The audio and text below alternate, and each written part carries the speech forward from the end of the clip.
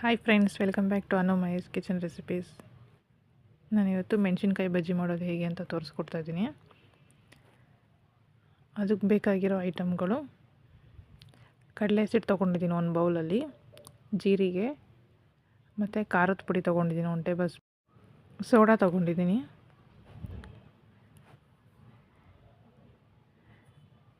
ದೊಡ್ಡ ಮೆಣಸಿನ್ಕಾಯಿನ ಚೆನ್ನಾಗಿ ವಾಶ್ ಮಾಡಿ ತೊಗೊಂಡಿದ್ದೀನಿ, ಮತ್ತು ಸೆಂಟ್ರಲ್ಲಿ ಸ್ಲೈಸ್ ಮಾಡಿ ತೊಗೊಳ್ಳಿ. ಇದನ್ನು 2 ಪೀಸ್ ಮಾಡ್ಕೊಂಡಿದ್ದೀನಿ. ಇದನ್ನು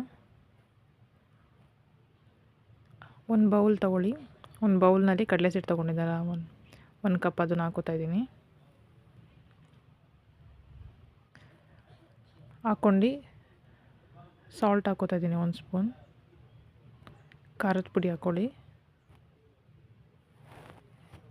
ಜೀರಿಗೆ ಹಾಕೋತಾಯಿದ್ದೀನಿ,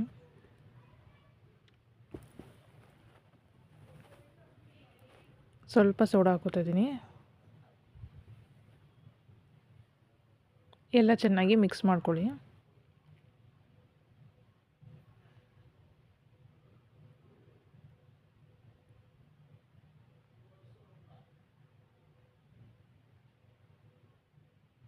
ವಾಟರ್ ಹಾಕ್ಕೊಂಡು ಈಗ ಚೆನ್ನಾಗಿ ಎಲ್ಲನೂ ಕಲಿಸ್ಕೊಳ್ಳಿ. ಕಡಲೆ ಹಿಟ್ಟು ಸಾಫ್ಟ್ ಆಗೋವರೆಗೂ ಚೆನ್ನಾಗಿ ಎಲ್ಲ ಮಿಕ್ಸ್ ಮಾಡ್ಕೊಳ್ಳಿ.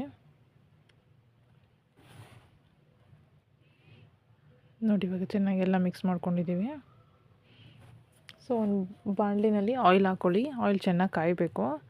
ಕಾದ ನಂತರ ಮೆಣಸಿನ್ಕಾಯಿನ ಕಡಲೆ ಹಿಟ್ಟನ್ನೆಲ್ಲ ಅದ್ಕೊಂಡು ಆಯಿಲ್ನಲ್ಲಿ ಚೆನ್ನಾಗಿ ಎಣ್ಣೆ ಕಾದ ನಂತರ ಹಾಕೋತಾಯಿದ್ದೀನಿ ನಾನು ಇವಾಗ.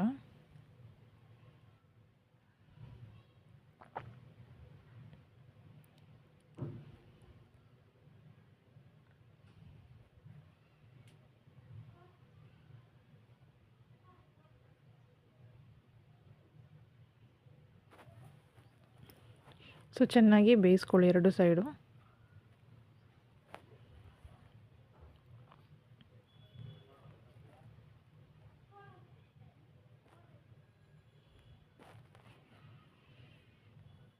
ಸೊ ಈಗ ಬಜ್ಜಿ ಬೆಂದಿದೆ.